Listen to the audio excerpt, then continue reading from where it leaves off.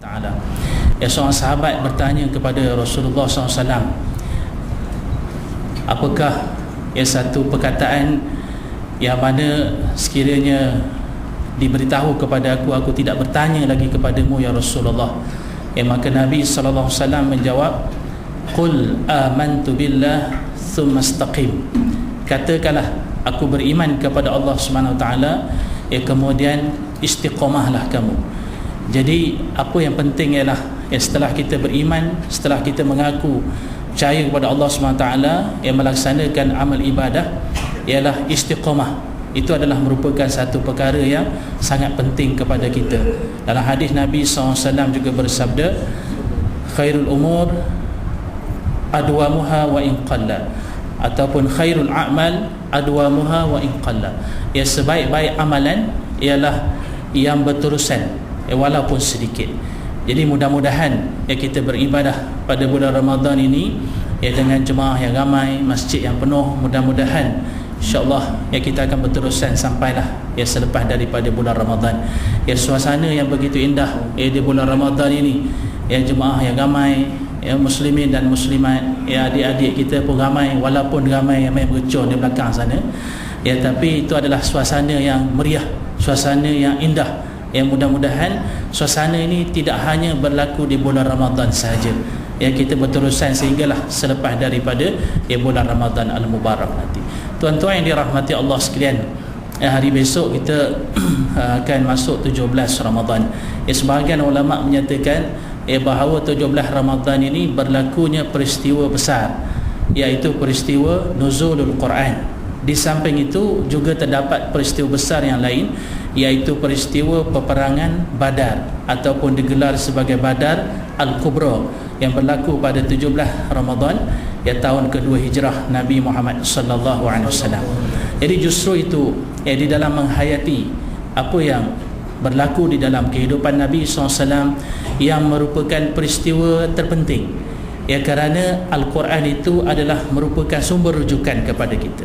Nabi SAW ketika umurnya 40-an telah didatangi oleh malaikat Jibril ketika berkhalwat di Gua Hira. Ketika Nabi SAW mengasingkan diri, kerana Rasulullah SAW ni Allah Ta'ala jaga dan hatinya, jaga jiwanya, kerana baginda ini akan membawa risalah Islam, baginda ni akan membawa risalah Allah Subhanahu Wa Ta'ala. Maka Allah Ta'ala jaga semenjak kecil. Ketika Nabi SAW berada di rumah Halimatus Sa'diyah, datang dah malaikat Jibril, belah dada Nabi, sucikan hati Nabi SAW. Jadi hingga Nabi SAW dalam peristiwa Isra Mi'raj pun sekali lagi dibelah dada Nabi SAW, dibersihkan hatinya. Kerana apa? Kerana Nabi SAW akan menerima risalah Allah, risalah Islam, akan menerima Al-Quran di dalam dadanya. Maka hati jiwanya kena bersih. Bahkan ada riwayat menyatakan Nabi SAW ni secara fitrahnya sudah tidak suka kepada maksiat, secara fitrahnya sudah tidak suka kepada mungkar. Maka Nabi SAW keluar daripada kota Mekah tu kerana apa? Di kota Mekah tu banyak sangat maksiat, banyak sangat mungkar, banyak sangat konsert, banyak sangat fanfare, banyak sangat perkara-perkara yang boleh boleh mengotorkan jiwa Nabi SAW. Ada juga ahli sejarah menyatakan ketika Nabi SAW duduk berkhaluah di Gua Hira ini, Nabi juga terdengar bunyi pesta yang dibuat di tengah kota Mekah. Dan sebagai manusia, naluri untuk berhibur tu tetap ada. Hatta ustaz pula kalau dengar lagu Majaih tu tergedik-gedik juga kakinya. Ustaz tu maknanya ustaz kan lagi, bukan ustaz. Ustaz pun nak berhibur, ulama pun suka pada hiburan. Jadi begitu juga Nabi SAW ada unsur-unsur naluri fitrah untuk berhibur. Maka bila Nabi SAW dengar suasana di Mekah ni, Nabi SAW keluar melangkah daripada Gua Hira, maka tiba-tiba datang perasaan mengantuk yang sangat kuat dan tertidur Rasulullah SAW hinggalah Nabi jaga pesta ni sudah tamat. Ini adalah merupakan peliharaan daripada Allah Subhanahu Wa Ta'ala. Sebelum dilantik, diterima Al-Quran lagi, Nabi SAW telah dididik oleh Allah SWT, telah ditarbiah dengan tarbiah ilahiyah. Ketika Nabi SAW menjadi ditugaskan ataupun diamanahkan menternak binatang, Nabi SAW menternak ini juga adalah merupakan didikan daripada Allah SWT. Sehingga kan ada ada kenyataan daripada Nabi SAW menyatakan tidak ada seorang Nabi pun yang diutuskan melainkan pernah menternak binatang. Menternak itu bukan saja-saja ternak, tetapi bila Nabi menternak binatang ni, maknanya Nabi SAW akan bersendirian dengan binatang saja dan tidak akan bercampur dengan masyarakat, dan bersendirian dengan binatang ternakan ni ada didikan daripada Allah Subhanahu Wa Taala.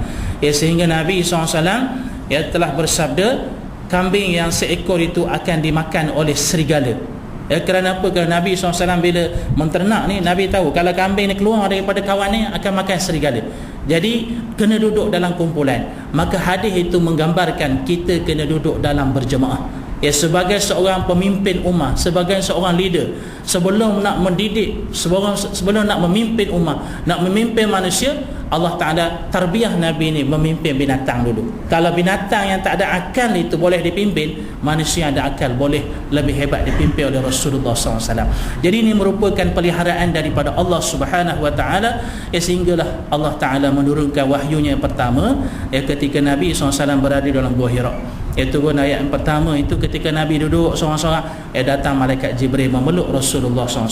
Iqra, bacalah.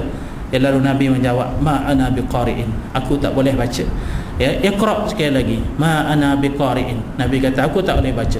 Lalu akhirnya disebut oleh malaikat Jibril, Iqra bismi rabbikal ladzi khalaq. Dan ada riwayat menyatakan malaikat Jibril juga mengajar Nabi SAW membaca al-isti'azah, a'udzubillahi samii'il alim minasyaitonir rajim, bismillahirrahmanirrahim, Iqra bismi rabbikal ladzi khalaq. Bacalah dengan nama Tuhan kamu yang menciptakan. Jadi ini adalah merupakan ayat pertama yang diturunkan kepada Rasulullah sallallahu alaihi wasallam. Allah SWT menyatakan dalam suratul Qadar, a'udzubillahi minasyaitonir rajim, bismillahirrahmanirrahim, inna anzalnahu fi lailatul qadr. Sesungguhnya kami menurunkan Al-Quran itu pada malam Lailatul Qadar. Jadi malam Lailatul Qadar tidak berlaku melainkan di bulan Ramadan. Dan maksud turun pada bulan Ramadan ini ialah sekaligus Quran diturun. Daripada Allah SWT diturunkan ke sama'id dunia, ke langit dunia. Kemudian barulah diturun kepada Nabi SAW selama lebih kurang 23 tahun, bermula dengan ayat Iqra yang telah kita bacakan tadi. Ini adalah merupakan satu peristiwa yang sangat besar yang berlaku dalam sejarah hidup Nabi SAW, kerana Al-Quran menjadi panduan hidup kita. Dalam ayat yang berkaitan dengan bulan Ramadan ni, Allah SWT berfirman, syahrul Ramadan alladhi unzila fihi al-Quran. Bulan Ramadan adalah bulan diturunkan Al-Quran. Jadi dalam bulan Ramadan itu ada malam Lailatul Qadar. Dan malam Lailatul Qadar itu boleh disabdakan oleh Nabi SAW, carilah Lailatul Qadar pada 10 malam terakhir. Carilah Lailatul Qadar pada malam yang ganjil. Kita dah masuk malam 17. Dan insya-Allah kita akan masuk pada 10 yang terakhir. Jadi Rasulullah SAW suruh cari Lailatul Qadar yang penuh dengan keberkatan ini. Maka Allah SWT menyatakan, syahrul Ramadan alladhi unzila fihi al-Quran. Bulan Ramadan adalah bulan diturunkan Al-Quran. Dan Allah Ta'ala terangkan fungsinya, hudal linnas wa bayyinatin minal huda wal furqan. Al-Quran itu ada fungsinya. Pertama, hudal linnas. Al-Quran adalah kitab hidayah. Dengan membaca Al-Quran boleh mendapat hidayah Allah Subhanahu Wa Taala. Tapi hidayah yang dimaksudkan di sini adalah Quran menjadi penyebab hidayah. Kerana hidayah itu daripada Allah. Hidayah itu petunjuk daripada Allah. Al-Quran penyebabnya. Al-Quran adalah wasilahnya. Contohlah, kita datang berjemaah pada bulan Ramadan ini. Hidayah siapa?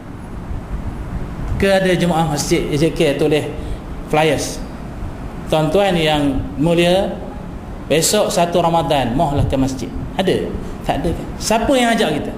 Jiran kita ajak? Isteri kita suruh? Tidak ada. Melainkan hidayah daripada Allah Ta'ala yang mengetuk pintu hati kita. Sebab itu Ramadan ni awwaluhur rahmah. Ramadan ni awalnya rahmat. Rahmat Allah Ta'ala, dia tidak mengenal sesiapa. Yang biasa semayang, yang tak pernah semayang, yang biasa berjemaah, yang tak pernah berjemaah, semua Allah Ta'ala akan hantarkan rahmatnya. Sebab itu malam tamu memang penuh. Kita tak heran, kerana itu adalah lambaian Allah Subhanahu Wa Ta'ala. Kerana kita pergi ketuk rumah ke rumah, tak ada. Kerana kita WhatsApp belaka jemaah kita, tak ada. Yang melainkan adalah panggilan Allah Subhanahu Wa Ta'ala. Dan rahmat Allah Ta'ala tidak mengenal sesiapa. Dia di kalangan orang Islam semua sekali datang. Muslimin, muslimat, yang tua, yang muda, yang kanak-kanak. Walaupun kanak-kanak ni datang, dia nak main mercon. Dia suruh kita ni. Tapi sekarang tak bunyi lagi. Tapi tengok masjid-masjid lain tak ada bunyi sangat mercon. Indah Sempurna ni paling kuat mercon. Ada pembekalnya mungkin datang daripada Gaza. Sebab tu saya kata, kalau dengar bom mercon, bunyi mercon tu, kita tak payah marahlah ke anak kita. Susah kalau kita marah, lagi kuat bunyi mercon ni. Jadi kita anggap kita berada di Gaza lah, meletup tu. Inilah Gaza, meletup tiap-tiap hari. Jadi rahmat Allah Ta'ala tidak ada sempadan. Bukan sahaja di kalangan orang Islam, tetapi bukan Islam pun dapat rahmat pada bulan Ramadan. Apa dapat rahmat? Kedai-kedai Cina semua laku. Eng Hong terus maju, terus maju Islam. Tunah manja. Pasar Raya Ten-Ten dan Big Ten. Kita dengar dalam TV, radio RTM Pahang. Kita cuba dengar. Selepas saja tazkirah tengah hari 1:30 hingga pukul 2, maka dia akan sebut tazkirah ceramah tadi telah ditaja oleh gedung Ten-Ten dan Big Ten. Dia menaja tazkirah Ramadan. Dan tajaan itu bukan sekadar tajaan, itu adalah promosi bisnes dia. Dan saya rasa dah 2 tahun dah Big Ten ni, Ten-Ten dan Big Ten. Kalau terus maju orang Islam taja ceramah tu, tahan juga. Ini bukan Islam. Kerana apa? Kerana rahmat Allah Ta'ala tidak bertepi. Allah SWT bersifat Ar-Rahman Ar-Rahim. Kalaulah Allah SWT berkira-kira untuk memberikan rezekinya, rahmatnya, nescaya orang kafir tidak akan dapat minum air walaupun setitik. Tak dapat minum air, tetapi Allah Ta'ala bagi. Bahkan dia minum banyak pada kita lagi. Dia makan banyak pada kita lagi.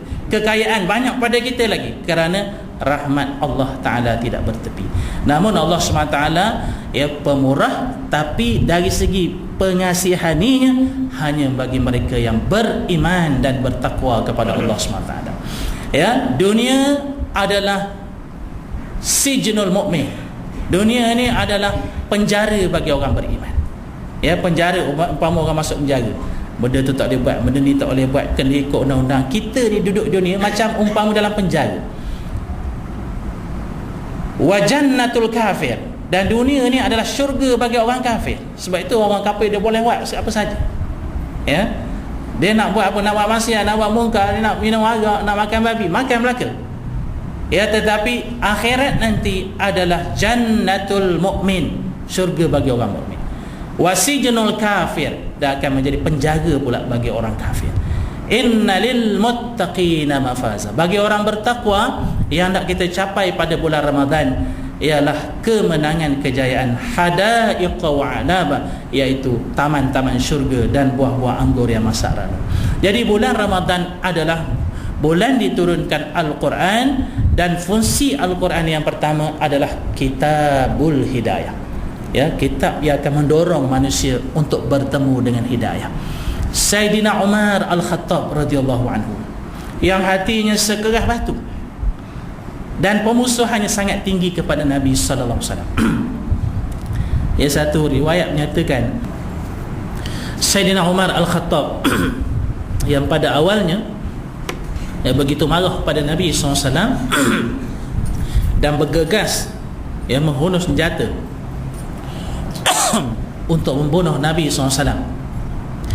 Kemudian dia sampai persimpangan jalan. Sahabatnya bertanya, "Ke mana wahai Umar?" Lalu Umar berkata, "Aku nak pergi membunuh Muhammad."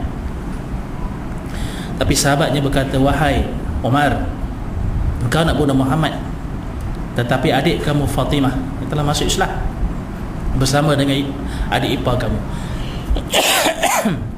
Lalu Sayyidina Umar pun terus bergegas ke rumah adiknya, dan ketika itu seorang sahabat bernama Khabbab telah mengajar adiknya dan iparnya Al-Quran.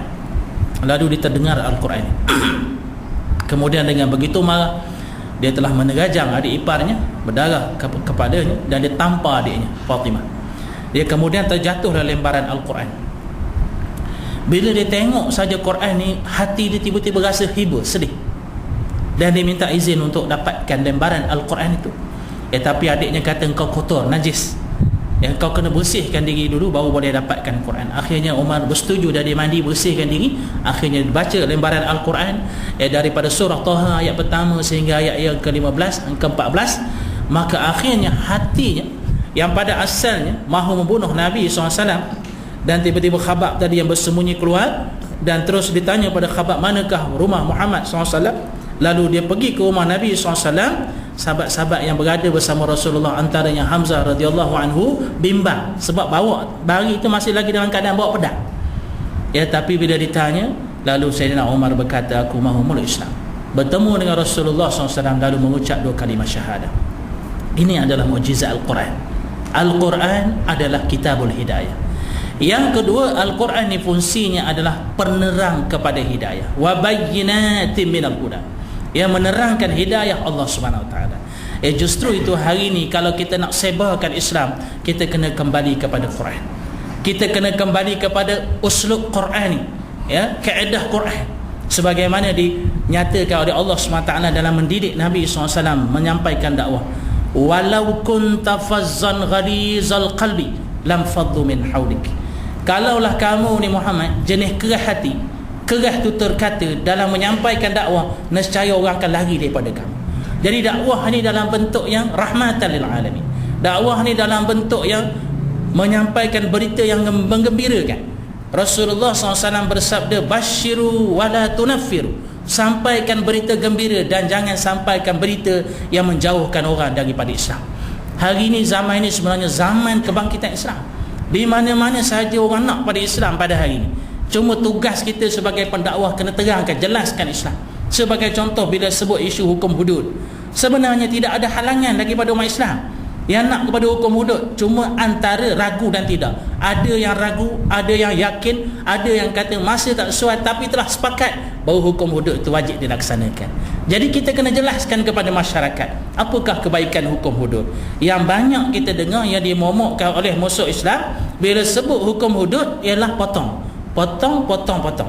Bila tanya orang kafir, anak murid saya tanya, awak tahu hukum hudud apa? Dia kata pancung.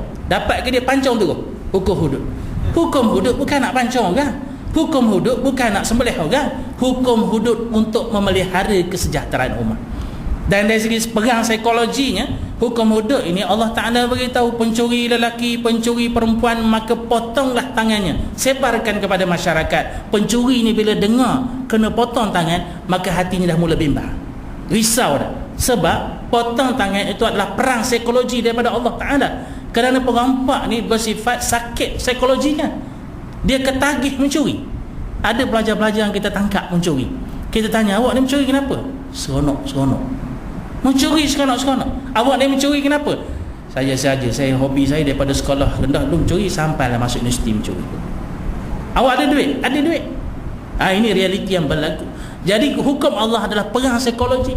Sebab itulah Allah SWT menyatakan, walakum fil qisasi hayat, bagi kamu dalam melaksanakan undang-undang kisah ada kehidupan.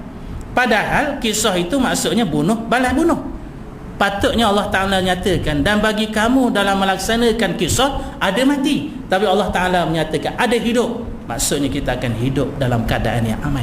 Hukum Allah kalau dinyatakan dengan baik, berpandukan kepada Al-Quran, wa bayyinatin minal huda wal furqan, menerangkan hidayah daripada Allah Subhanahu wa Ta'ala. Justru itu pada hari ini kita kena sampaikan hidayah, sampaikan penerangan ini.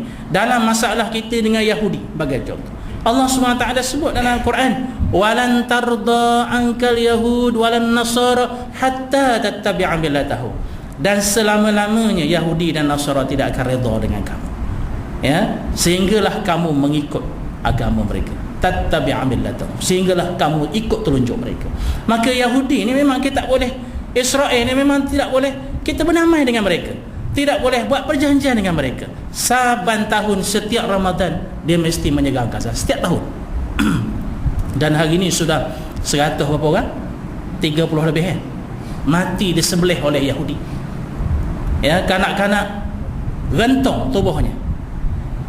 Tadi ada sahabat yang hantar YouTube tu sampai separuh saya tengok, tak sanggup menengoknya. Pecah kepala, bocor perut, patah kaki, kudung dua belah kaki, hancur mukanya, Masya Allah. Kanak-kanak kecil yang baru berapa bulan umurnya terbakar hangus, rentung. Ya, kanak-kanak yang pergi bawa juadah berbuka puasa Ramadan kena tembak mati. Ini yang berlaku di Palestin, di Gaza sekarang ni. Ya, begitu kejamnya Israel dan Yahudi ni, laknatullah alaihim. Bagi umat Islam sebenarnya kita tidak ada satu kekuatan buat masa ni. Tak mampu kita. Ya, kerana Israel menguasai dunia. Ya, kita hanya mampu kita buat kumpulkan duit hantar ke sana. Ya, dan kita hanya mampu berdoa kepada Allah Subhanahu wa taala dalam keadaan umat Islam begitu lemah. Ya. Di Mesir sebagai contoh, umat Islam di Mesir sendiri di bawah pemerintah baru ni, Jeneral Abdul Fattah Sisi, dia tutup sempadan, letakkan semua lubang-lubang untuk menyelamatkan diri orang Gaza. Sekarang orang Gaza tak ada tempat selamat, melainkan duduk di situ. Dan alhamdulillah ada kumpulan-kumpulan pejuang, iaitu Brigade Izzuddin Al-Qassam ni, yang di bawah Hamas, yang berjuang ya untuk berlawan dengan Israel sekarang. Tapi saban hari ya sahabat-sahabat kita mati terbunuh di sana. Ya, namun demikian Allah Subhanahu wa taala juga menerangkan dalam Al-Quran, in tansurullah yansurkum. Kalau kamu tolong agama Allah, Allah Ta'ala akan tolong kamu. Dan kita yakin peristiwa yang berlaku di Palestin ini adalah merupakan janji-janji Allah Subhanahu wa taala. Nabi SAW bersabda, tidak akan berlaku kiamat ya sehingga orang Islam akan membunuh kembali orang Yahudi. Masanya belum tiba. Hinggalah Yahudi ini bersembunyi di sebalik pokok dan batu, dan berkatalah pokok dan batu, wahai Muslim, di belakang aku ada Yahudi, maka bunuhlah mereka, kecuali satu pokok namanya pokok Gharqad. Gharqad ni sedang ditanam oleh Israel, Yahudi, sebab dia tahu ni tempat menyelamatkan diri mereka. Namun peristiwa itu akan berlaku, dan peperangan besar akan berlaku di bumi Palestin. Bila? Wallahu a'lam bissawab. Nabi SAW juga telah mengkhabarkan kepada kita berita-berita gembira bahawa di akhir zaman yang akan lahir pemimpin umat Islam. Ya, sebagai contoh dalam satu hadis Nabi SAW bersabda, innallaha yab'atsu ila hazihil ummah ala ra'si kulli mi'ati sanah man yujaddidu laha dinah. Sesungguhnya Allah Ta'ala akan utuskan ya kepada umat ini setiap awal 100 tahun, pangkal 100 tahun, satu kurun maknanya, seseorang yang akan memperbaharui kembali agama mereka. Ya, maka ulama-ulama menafsirkan bahawa yang dimaksudkan di sini ialah mujaddid. Ya, mujaddid antaranya yang pernah muncul ialah Khalifah Umar bin Abdul Aziz. Itu mujaddid Islam. Ya, ketika zaman Islam agak malam, ya, khalifah-khalifah, pemimpin-pemimpin duduk dalam keadaan yang begitu mewah hingga lupakan agama, lahir Khalifah Umar bin Abdul Aziz, dibetulkan semua landasan. Lebih kurang 2 tahun 3 bulan saja merintah. Ya, dia telah dapat melaksanakan keadilan Islam, dapat melaksanakan semua hukum Allah, segala maksiat telah dapat dipadamkan, bahkan sukar untuk mencari orang yang layak menerima zakat dalam tempoh 2 tahun setengah saja. Kita ni 57 tahun dah ni, tak boleh lagi laksana hukum Allah. Ya, jadi kalau nak banding dengan Khalifah Umar bin Abdul Aziz, memang jauh kita. Ya, kemudian lahirnya imam-imam, antaranya Al-Imam Syafi'i, mujaddid Islam. Tapi sekarang ni tidak ada seorang mujaddid. Ya, saya pernah buat satu ulasan pentingnya seorang ketua, seorang leader ni. Ulasan saya itu kait dengan Piala Dunia. Ya, dia nampak gaya bukan penyokong Jerman masa Melaka ni. Ya, ulasan saya yang pertama dulu, saya kata Brazil kalah sebab dia hanya bergantung pada seorang leader, ya, iaitu Neymar. Neymar bila dia tak boleh main, habis kucak-kacir. Brazil kalah 7-1. Pada siapa kalah 7-1? Pada Jerman lah. Uruguay kalah sebab dia punya cengkaman gigi Suarez tak ada, kalah bagi contoh. Ya, Argentina juga mungkin dia bergantung pada Messi sahaja, maka dia kalah dengan Jerman. Jerman boleh menang kenapa? Ulasan saya pertama, saya kata pentingnya seorang leader. Tapi sekarang Jerman menang, terbukti bahawa leader penting dan amal jama'i juga penting. Sebab Jerman ni tak ada bintang sangat, ya, tetapi dia memain secara jamaah, teamwork, semua boleh main. Oh, ni pandai Ustaz. Boleh masuk Astro insya-Allah. Ya, pengulas 801. Ya. Jadi kalau kita lihat, saya bila baca ulasan pertama sampai ke masa Perancis kalah, yang saya sedih kali masa Perancis kalah nah. Ya, Perancis dia juga bergantung pada individu sikit. Karim Benzema saja. Ya, dan beberapa orang. Jadi akhirnya dia kalah. Jadi bila kalah tu saya kata pentingnya seorang leader, berdasarkan kepada hadis ini seorang leader. Pentingnya seorang leader. Umat Islam tak ada leader sekarang. Tapi sekarang bila Jerman menang, bermakna leader penting dan jemaah tu juga penting. Bila kaitkan dengan hadis tadi menyebut may yujaddidu laha dinaha, man itu seorang ataupun siapa yang akan membarui agamanya. Ulama-ulama mentafsirkan, antaranya Profesor Dr. Yusof Qaradawi menyatakan perkataan man, siapa tu, dia boleh merujuk pada individu, iaitu zaman dulu masa Islam bergantung kepada iman sahabat-sahabat yang cukup kuat. Individu seperti Sayyidina Abu Bakar, kalau imannya diukur dengan iman seluruh penduduk langit dan bumi, maka iman Abu Bakar lebih berat lagi dibandingkan. Ya, Khalifah Umar bin Abdul Aziz adalah tokoh individu, tapi zaman akhir ini dia tidak bergantung pada individu, dia bergantung kepada kumpulan. Man itu juga merujuk sesiapa itu adalah bentuk kumpulan, jemaah. Jadi hari ini kita kena perkukuhkan jemaah Islam. Ya, tak boleh bergantung kepada ikhwan muslimin saja nak bangunkan Islam. Ya, tak boleh bergantung kepada Jamiah Islami di Pakistan saja, tetapi seluruh jemaah Islam ni perlu bergabung untuk kembali menegakkan khilafah Islam. Kita bila tidak ada khilafah Islam sekarang ni, Palestin disembelih, kita tak boleh nak kata apa, tak boleh nak buat apa. Tidak ada satu negeri pun yang sanggup, negara pun yang sanggup menghantar tentera untuk menyelamatkan sahabat kita. Kita hanya share WhatsApp je, kan? Share WhatsApp je, lepas tu buat komen.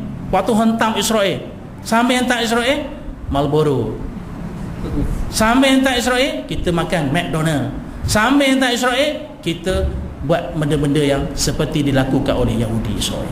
Ya, jadi kita dalam keadaan begitu lemah. Namun demikian, insya-Allah janji Allah Ta'ala pasti akan tiba. Kita yakin. Wa bayyinatin minal huda. Fungsi kedua Quran menjelaskan tentang hidayat Allah Ta'ala. Dan yang ketiga, fungsi Al-Quran yang penutupnya ialah sebagai furqan, kitabul furqan, iaitu yang membezakan antara yang hak dan batil. Ya, kita berhadapan dengan suasana tak tahu yang mana betul dan salah, maka kita kena kembali kepada Quran, kembali kepada sunnah Nabi SAW. Dalam negara kita ni terlalu banyak, ya, fahaman sesat, ajaran sesat.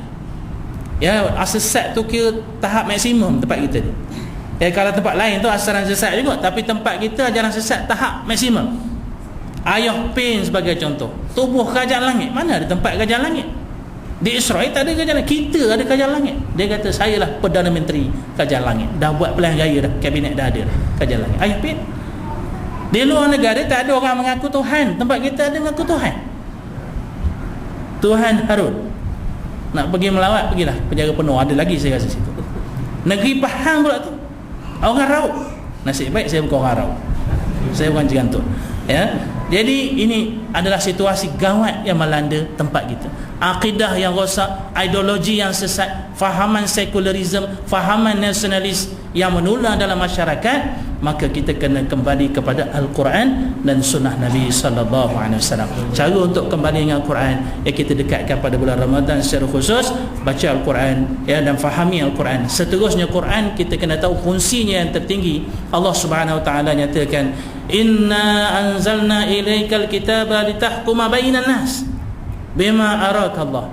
Sesungguhnya kami turunkan Al-Quran, kitabul Quran itu, ia adalah supaya kamu laksanakan hukumnya di kalangan manusia seperti mana yang diinginkan oleh Allah Subhanahu Wa Taala.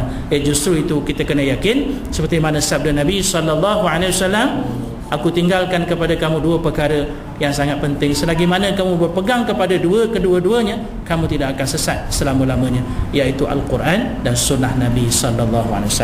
Kesimpulannya, bulan Ramadan, bulan diturunkan Al-Quran, kita kena hayati Al-Quran. Dan saya syorkan, ya, setiap ibu bapa yang cintakan Al-Quran bukan sekadar baca Quran, tapi kena lahirkan daripada rumah kita itu seorang hafiz. Ya, kalau ada anak 5 orang, sekurang-kurangnya seorang hafiz Quran. Apatah lagi kalau ada anak 11. Ya, kalau seorang-kurang 2 orang hafiz Quran. Ya, kerana hafizul Quran ini bukan saja dia boleh menyelamatkan diri dia, bahkan dia boleh memberi syafaat satu keluarga. Kerana di akhirat besok tidak ada syafaat nak selamat diri melainkan syafaat Nabi dan syafaat Al-Quran. Ya, bahkan Nabi SAW bersabda, bacalah Quran, sesungguhnya Quran datang hari kiamat, besok dia akan menyelamatkan diri kamu. Ya, maka anak-anak kita di samping kita antara dia jadi engineer, antara dia jadi lawyer, antara jadi doktor, ya, antara dia jadi macam-macam, tapi sekurang-kurangnya satu rumah kena ada hafizul Quran. Ya, pengalaman kita bila ada hafiz Quran ni, masya-Allah, dia akan tenangkan rumah tu. Ya, dia akan dapat barakah kerana Quran itu turun dalam rumah kita. Ya, jadi mudah-mudahan insya-Allah ya Allah Subhanahu Wa Taala yang memberkati kita semua. Saya minta maaf mengambil masa yang sedikit panjang, ya, sebab dimaklumkan saya besok cuti. Kemudian malam ni pula peristiwa nuzul Quran, tambah sikit lagi lah. Dan saya juga melancarkan derma surau kita ni memerlukan ya dana yang banyak untuk mewujudkan suasana yang lebih lebih aman damai di surau kita ni. Sebab aircon ni rasa macam tak berapa kuat sangat. Kita kalau boleh yang di luar tu pun kita nak airconkan juga. Saya semayang di luar tadi berpuluh-puluh, sebab tu saya masuk dalam. Jadi kesian sahabat-sahabat kita di luar, biar kita suasana ibadah kita lagi seronok, ya, kita dapat mengumpul dana yang begitu banyak, surau kita memerlukannya, jadi kita lancarkan gerakkan tabung-tabung setiap lorong-lorong, setiap tempat, supaya insya-Allah setiap malam kita boleh derma. Sekurang-kurangnya setiap malam RM2 pun jadi dah kita ni. Ya, tapi kena bawa lah duit. Ya, bawa duit semalam RM2. Kalau yang lebih sikit tu baru dapat beri apa benda dapat ni? 500. Yang dapat 500 tu bagi RM50. Ya, insya-Allah ya kita boleh kumpulkan dana dengan banyak untuk mengimarahkan rumah Allah Subhanahu Wa Taala ini. Sekian aqulu qauli hadza wa astaghfirullahal azim li wa lakum. Wassalamualaikum warahmatullahi wabarakatuh.